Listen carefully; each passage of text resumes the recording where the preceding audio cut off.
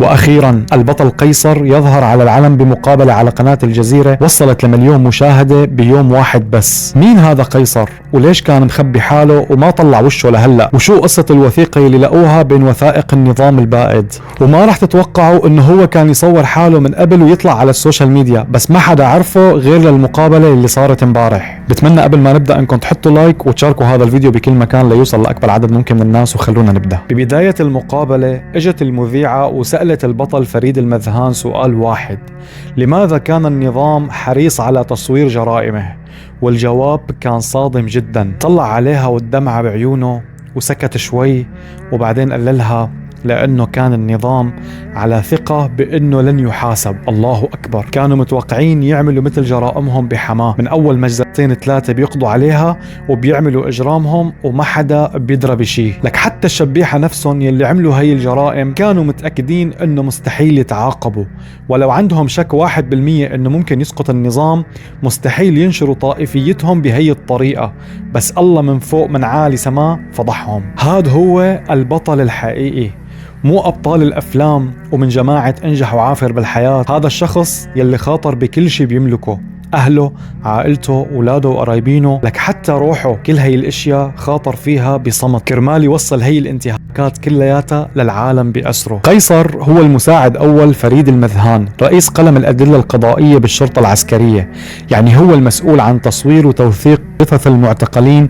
يلي ماتوا تحت التعذيب بسجون النظام المخلوع. وهي الجثث كانت بتشمل شيوخ ونساء وأطفال تم اعتقالهم على الحواجز العسكرية والأمنية بدمشق، وكمان من بيناتهم متظاهرين سلميين بريئين كان مطلبهم الوحيد الحرية وإسقاط النظام. المهم هذا البطل فريد من مدينة درعا مهد الثورة السورية ضل يصور بهي الجثث كل يوم على مدار 3 سنين بمهمة مليانة بالمخاطر لحتى يكشف جرائم النظام الملعون. فمرة ياخد هي الصور معه ويخبيها بربطة الخبز، وأحيانا تانية كان يخبيها جوا التياب، وكان يتنقل بهويتين، واحدة عسكرية والتانية مدنية مزورة، حتى ما يمرق على حواجز النظام أو الجيش الحر ويتم تفتيشه. وكانت أوامر التصوير عم تيجي من الهرم الأعلى للسلطة، يعني من بشار الأسد شخصيا، لحتى يتأكدوا أنه عمليات القتل يلي عم تصير عم يتم تنفيذها على أكمل وجه. وتم تجميع وتصوير الجثث بمشارح مستشفى تشرين وحرسته العسكري. ومع الوقت صارت أعداد الشهداء تتزايد، وما عاد يعرفوا وين بدهم يروحوا بالجثث هي كلياتها، لحتى حولوا مرآب السيارات بمستشفى المزة العسكري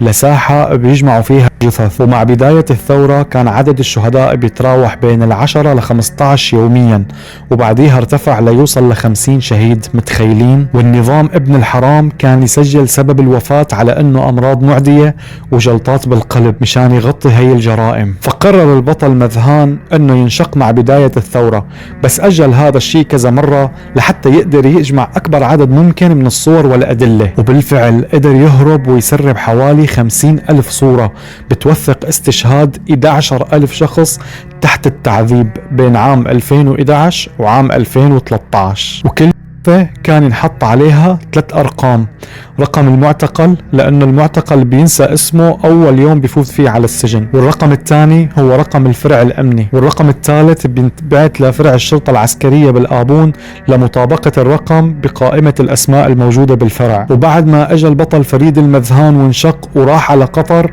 قدر يوصل هي الصور للمحاكم الدولية، وتم التحقق من صحتها واستخدامها كأدلة بمحاكمات دولية، أبرزها كان محاكمة الخطيب في كوبلينز ألمانيا.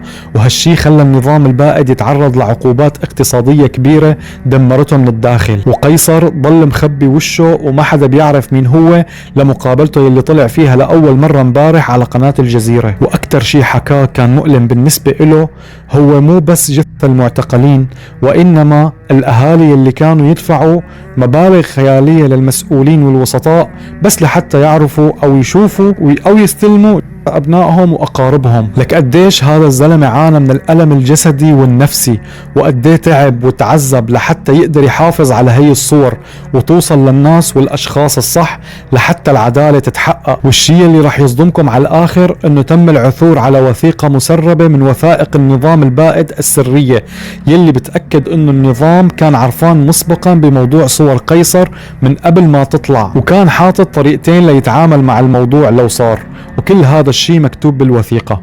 اولها انه ينكر الادعاءات هي كلياتها تماما، مثل وقت بشار انكرها بمقابلته وقال للمذيع انت بتعرف مين هدول الناس؟ Do you have a photo? I do have the photos. Can you show it to me? Yes, I'll be happy to. Here. Okay. This photo, Yeah. have you verified who are those? I You should, can you should tell because you have it and because you mention it Yes.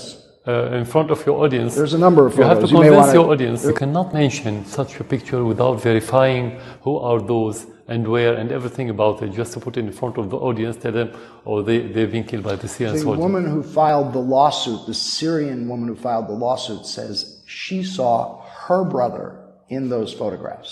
At the end, these are allegations. We have to talk about concrete evidence. At the end, that's how you can base your judgment. Not that anyone can say whatever he wants. You cannot make judgment. It's just propaganda. It's just fake news. شفتوا كيف قال له انه انت ما فينك تيجي وتنشر هي الصور وتحاسب الجيش السوري على انه هو اللي قام بهي الجرائم. اما الطريقة الثانية فهي القول بانه هي الصور بتخص يلي عم يخربوا البلد، وكانوا كاتبين اسم فريد المذهان وحاكين انه هو من اهالي درعا، هرب من سوريا مع صهره اسامه، ويلي ممكن بعدين استخدام الضغط عليه وتهديده بالقضاء على عائلته. والمفاجأة الكبرى انه قيصر كان يتصور عادي على السوشيال ميديا مع الصديق معاذ مصطفى يلي هو عضو بالمنظمة السورية للطوارئ، كان يتصور عادي وينزل صوره معه، بس ما كان حدا بيعرف انه هو نفس الشخص قيصر. طبعا كان لاجئ بفرنسا وكتير تعذب بسبب أوراقه وقصص اللجوء. هذا البطل يلي لازم كل أب وأم عندهم أطفال يعلموهم كيف لازم يكونوا الأبطال الخارقين، ويورجوهم صورة هذا البطل ويخبروهم إنه هيك الأبطال بيكونوا، هيك الأبطال السوريين يلي بيشبهونا، معجونين من تراب هي البلاد، بيشبهوا كل السوريين وبيحملوا بين عيونهم أحزانهم ومآسيهم.